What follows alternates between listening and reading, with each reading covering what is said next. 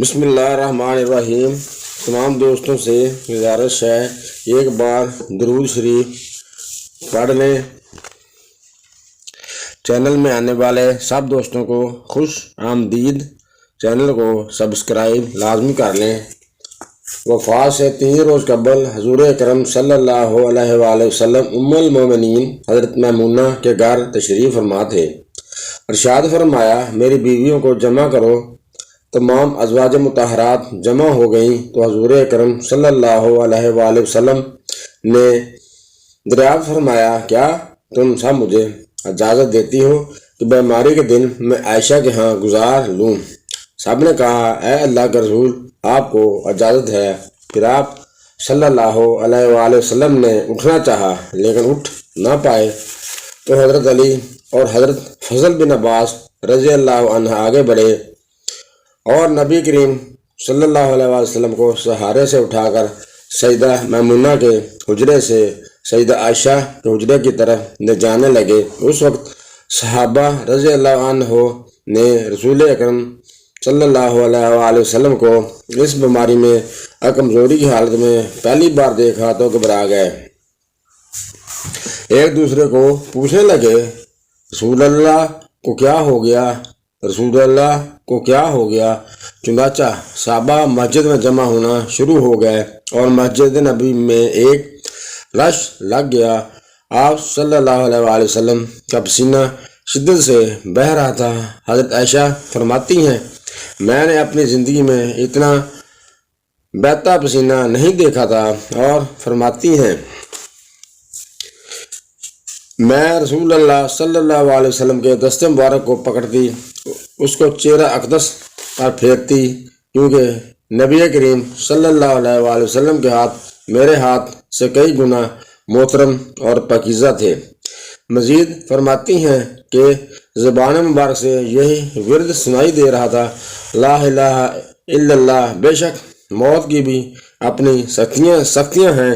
اسی اثنا میں مسجد نبوی میں لوگوں کا خوف کی وجہ سے شور بڑھنے لگا۔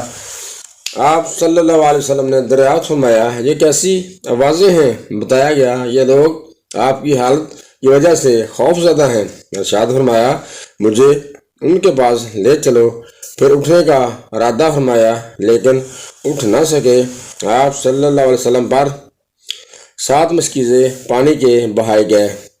تب کہیں جا کر کچھ افاقہ ہوا اور سہارے سے اٹھ کر ممبر پر لایا گیا۔ یہ رسول اللہ کا آخری خطبہ تھا۔ آپ صلی اللہ علیہ وسلم کے آخری کلمات تھے، فرمایا، اے لوگو، شاید تمہیں میری موت کا خوف ہے۔ سب نے کہا، جی ہاں اللہ کے رسول۔ فرمایا، اے لوگو، تم سے میری ملاقات کی جگہ دنیا نہیں، تم سے میری ملاقات کی جگہ حوض کوثر ہے۔ اللہ کی قسم، گویا کہ میں یہیں سے حوض کوثر کو دیکھ رہا ہوں۔ اے لوگو، مجھے تم پر تنگ دستی کا خوف نہیں، بلکہ مجھے تم پر دنیا کی فراوانی کا خوف ہے۔ تم مجھ سے کے معاملے میں ایک دوسرے سے مقابلے میں لگ جاؤ گے، جیسا کہ تم سے پہلے امتوں والے لگ گئے، اور یہ دنیا تمہیں بھی ہلاک کر دے گی جیسا کہ انہیں ہلاک کر دیا تھا۔ پھر مزید ارشاد فرمایا، اے لوگو، نماز کے معاملے میں اللہ سے ڈرو، اللہ سے ڈرو۔ نماز کے معاملے میں اللہ سے ڈرو، یعنی عہد کرو کہ نماز کی پابندی کرو گے، اور یہی بات بار بار دہراتے رہے۔ پھر فرمایا، اے لوگو، عورتوں کے معاملے میں اللہ سے ڈرو، عورتوں کے معاملے میں اللہ سے ڈرو۔ میں تم کو عورتوں سے نیک سلوک کی وصیت کرتا ہوں۔ مزید فرمایا، لوگو، اپنے بندے کو اللہ نے اختیار دیا کہ دنیا کو چن لے یا اس کو چن لے جو اللہ کے پاس ہے، تو اس نے اسے پسند کیا جو اللہ کے پاس ہے۔ اس جملے سے حضور اکرم صلی اللہ علیہ وسلم کا مقصد کوئی نہ سمجھا، حالانکہ اس سے مراد ان کی اپنی ذات تھی، جبکہ حضرت ابوبکر صدیق رضی اللہ عنہ وہ واحد شخص تھے جو اس جملے کو سمجھے اور زار قطار رونے لگے اور بلند آواز سے گریہ کرتے اٹھ کھڑے ہوئے اور نبی کریم صلی اللہ علیہ وآلہ وسلم کی بات قطع کرتے ہوئے فرمانے لگے، ہمارے باپ دادا آپ پر قربان، ہماری مائیں آپ پر قربان، ہمارے بچے آپ پر قربان، ہمارے مال و دولت آپ پر قربان ہوتے جاتے، اور یہ الفاظ کہتے جاتے صحابہ کرام رضی اللہ عنہ اجمعین بے قراری سے حضرت ابو بکر صدیق کی طرف دیکھنے لگے کہ نبی صلی اللہ علیہ وسلم کی بات کیسے قطع کر دی۔ اس پر نبی کریم صلی اللہ علیہ وسلم نے حضرت ابو بکر صدیق کا دفاع ان الفاظ میں فرمایا، ابو بکر کو چھوڑ کر تم میں ایسا کوئی نہیں جس نے ہمارے ساتھ کوئی بلائی کی ہو اور ہم نے اس کا بدلہ دنیا میں نہ دے دیا ہو، سوائے ابو بکر کے۔ اس کا بدلہ میں نہیں دے سکا، اس کا بدلہ میں نے اللہ پر چھوڑ دیا ہے۔ مسجد نبوی میں کھلنے والے تمام دروازے بند کر دیے جائیں سوائے ابو بکر کے دروازے کے، جو کبھی بند نہ ہوگا۔ آخر میں مسلمانوں کے لیے آخری دعا کے طور پر ارشاد فرمایا، اللہ تمہاری حفاظت فرمائے، تمہاری مدد کرے، تمہاری تائید کرے۔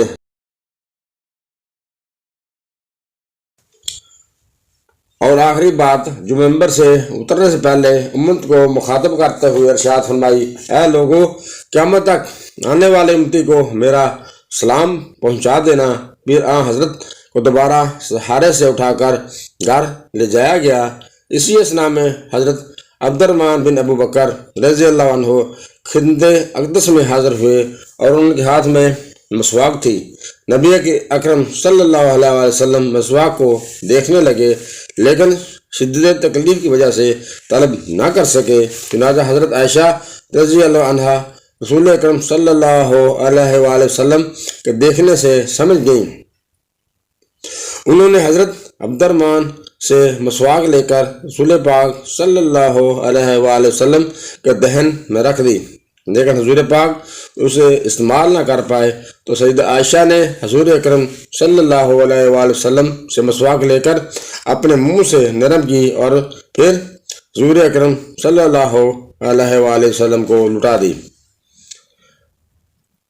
تاکہ دہن مبارک اس سے تر رہے۔ فرماتی ہیں جو آخری چیز حضور اکرم صلی اللہ علیہ وآلہ وسلم کے پیٹ میں گئی وہ میرا لاب دہن تھا، اور اسے اللہ تبارک تعالیٰ کا مجھ پر فضل بھی تھا کہ اس نے وفات سے قبل میرا رسول پاک صلی اللہ علیہ وآلہ وسلم کے لاب دہن کو یکجا کر دیا۔ حضرت عائشہ مزید ارشاد فرماتی ہیں، آپ صلی اللہ علیہ وسلم کی بیٹی حضرت فاطمہ تشریف لائیں اور آنے ہی رو پڑی۔ نبی کریم اٹھ نہ سکے کیونکہ نبی کریم صلی اللہ علیہ وسلم کا معمول تھا جب بھی فاطمہ رضی اللہ عنہا تشریف لاتی حضور اکرم صلی اللہ علیہ وآلہ وسلم ان کے ماتھے پر بوسہ دیتے۔ حضور اکرم صلی اللہ علیہ وآلہ وسلم نے فرمایا، اے فاطمہ قریب آ جاؤ۔ پھر حضور اکرم صلی اللہ علیہ وآلہ وسلم نے ان کے کان میں کوئی بات کی تو آپ رو پڑیں اور زیادہ رونے لگیں۔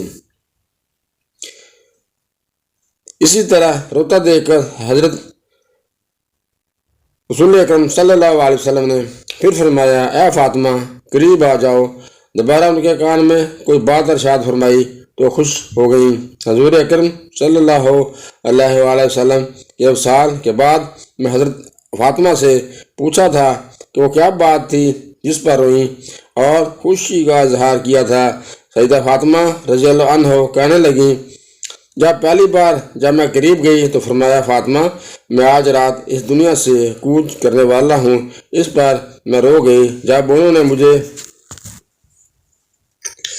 روتا دیکھا تو فرمانے لگے، فاطمہ میرے اہل خانہ میں سب سے پہلے تم مجھے آ کر ملو گی، جس پر میں خوش ہو گئی۔ سیدہ عائشہ رضی اللہ عنہا فرماتی ہیں، پھر آپ صلی اللہ علیہ وسلم نے سب کو گھر سے باہر جانے کا حکم دے کر مجھ کو فرمایا، عائشہ میرے قریب آ جاؤ۔ پھر آپ صلی اللہ علیہ وسلم اپنی زوجہ کے سینے پر ٹیک لگائی اور ہاتھ آسمان کی طرف بلند کر کے فرمانے لگے، مجھے والا اور عمدہ رفاقت پسند ہے۔ میں اللہ کی انبیاء، صدیقین، شہداء اور صالحین کی رفاقت کو اختیار کرتا ہوں۔ حضرت عائشہ صدیقہ رضی اللہ عنہ فرماتی ہیں، میں سمجھ گئی انہوں نے آخرت کو چن لیا ہے۔ جبرائیل امین خدمت اقدس میں حاضر ہوئے۔ یا رسول اللہ، ملک الموت دروازے پر کھڑے ہیں اور اندر آنے کی اجازت طلب فرما رہے ہیں۔ آپ صلی اللہ علیہ وآلہ وسلم سے پہلے انہوں نے کسی سے اجازت طلب نہیں کی۔ آپ صلی اللہ علیہ وسلم نے فرمایا، جبرائیل اسے آنے دو۔ ملک الموت نبی کریم صلی اللہ علیہ وآلہ وسلم کے گھر میں داخل ہوئے اور کہا، السلام علیکم یا رسول اللہ، مجھے اس نے آپ کی چاہت جاننے کے لیے بھیجا ہے کہ آپ اس دنیا میں رہنا چاہتے ہیں یا اللہ کے پاس جانا پسند کرتے ہیں۔ فرمایا، مجھے اعلیٰ اور عمدہ رفاقت پسند ہے۔ ملک الموت حضرت صلی اللہ علیہ وآلہ وسلم کے سرہانے کھڑے ہوئے اور کہنے لگے، اے پاکیزہ روح، اے محمد بن عبداللہ کی روح، اللہ کی رضا اور خوشنودی کی طرف روانہ ہو، پروردگار کی جانب جو غضبناک نہیں۔ سیدہ عائشہ رضی اللہ عنہ فرماتی ہیں، نبی کریم صلی اللہ علیہ وآلہ وسلم کا ہاتھ نیچے ہو گیا اور سار مبارک میرے سینے پر باری ہونے لگا۔ میں سمجھ گئی کہ حضرت صلی اللہ علیہ وسلم کا وصال ہو گیا۔ مجھے اور تو کچھ سمجھ نہیں آیا، سو میں اپنے حجرے سے نکلی اور مسجد کی طرف کا دروازہ کھول کر کہا، رسول اللہ کا وصال ہو گیا ہے، رسول اللہ کا وصال ہو گیا ہے۔ مسجد آہوں اور نعروں سے گونجنے لگی۔ ادھر حضرت علی کرم اللہ وجہ یہاں کھڑے تھے، وہیں بیٹھ گئے، پھر بلکنے کی طاقت نہ رہی۔ ادھر عثمان بن عفان رضی اللہ عنہ معصوم بچوں کی طرح ہاتھ ملنے لگے اور سیدنا عمر رضی اللہ عنہ نے تلوار بلند کر کے کہنے لگے، خبردار، جو کسی نے کہا رسول اللہ کا وصال ہو گیا ہے، میں ایسے شخص کی گردن اڑا دوں گا۔ میرے آقا تو اللہ سے ملاقات کرنے گئے ہیں، جیسے موسیٰ علیہ السلام اپنے رب سے ملاقات کو گئے تھے۔ وہ لوٹ آئیں گے، بہت جلد لوٹ آئیں گے۔ اب جو وفات کی خبر اڑائے گا، میں اس کو قتل کر ڈالوں گا۔ اس موقع پر سب سے زیادہ صبر اور برداشت کرنے والی شخصیت حضرت ابو بکر صدیق رضی اللہ عنہ کی تھی۔ آپ حجرہ نبوی میں داخل ہوئے، رحمت للعالمین کے سینہ مبارک پر سر رکھ کر رو دیے، کہہ رہے تھے، ہائے میرا پیارا دوست، ہائے میرا مخلص ساتھی، ہائے میرا محبوب، ہائے میرا نبی۔ پھر حضرت کے ماتھے پر بوسہ دیا اور کہا، یا رسول اللہ، آپ پاکیزہ جیے اور پاکیزہ دنیا سے رخصت ہو گئے۔ سید ابو بکر صدیق رضی اللہ عنہ باہر آئے اور خطبہ دیا کہ جو شخص محمد صلی اللہ علیہ وسلم کی عبادت کرتا تھا، سن لے، حضرت صلی اللہ علیہ وسلم نے اس دنیا سے پردہ فرما لیا ہے، اور جو اللہ کی عبادت کرتا ہے وہ جان لے کہ اللہ تعالیٰ کی ذات ہمیشہ زندہ رہنے والی ہے، جس سے موت نہیں آنی۔ سیدنا عمر رضی اللہ عنہ کے ہاتھ سے تلوار گر گئی۔ عمر فرماتے ہیں، پھر میں کوئی تنہائی کی جگہ تلاش کرنے لگا جہاں اکیلا بیٹھ کر روتا جاؤں۔ حضرت کی تدفین کر دی گئی۔ سیدنا فاطمہ فرماتی ہیں، تم نے یہ کیسے گوارا کر لیا کہ اپنے نبی کے چہرے پر مٹی ڈال دی؟ پھر کہنے لگی، ہائے میرے پیارے بابا جان، اپنے رب کے بلاوے پر جنت الفردوس میں اپنے ٹھکانے کو پہنچ گئے۔